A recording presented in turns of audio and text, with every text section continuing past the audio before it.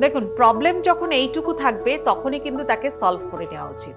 সেটাকে যদি বড় আকার ধারণ করতে দেন তাহলে কিন্তু সেটা আপনার একটা সময় গিয়ে হেডেক হয়ে দাঁড়াবে।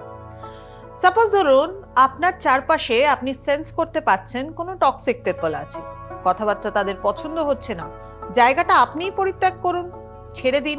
বা হয়তো নেগেটিভ অরা ফিল করছেন, নেগেটিভিটি ফিল করছেন, নেগেটিভ ভাইব্রেশন ফিল করছেন, চেষ্টা করুন সেই জায়গা থেকে বেরিয়ে আসবার। কারণ অনেক মানুষের ক্ষেত্রে এরকম দেখা যায় খুব সহজেই মানুষ ঈর্ষা, তুকতাক, নজর, ব্ল্যাক ম্যাজিক এগুলোর শিকার হয়ে পড়েন। কারণ অনেক মানুষ রয়েছেন যারা নেগেটিভ মনোভাবে, তারা চিন্তা ভাবনা করেন শত্রুতা করে শুধু হবে না, ঈর্ষা করে শুধু হবে না, একটু ক্ষতি করা যাক। আর এই ক্ষতির মধ্যে কিন্তু অনেক পজিটিভ অরার মানুষ কিন্তু পড়ে যান। যদি এই রকমের সমস্যার মধ্যে আপনি পড়ে গিয়ে থাকেন তাহলে একটা টিপস ফলো করতে পারেন বিশ্বাসের সাথে। একটা এরকম বড় দারচিনির স্টিক নিন, একদম দারচিনি অর্থাৎ হচ্ছে সিনামন স্টিক নিন।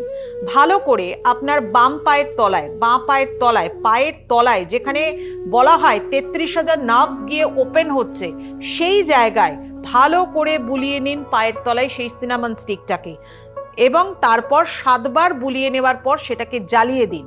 আপনার পা সন্দক লবণের জল দিয়ে ভালো করে ধুয়ে নিন, পরিষ্কার করে নিন।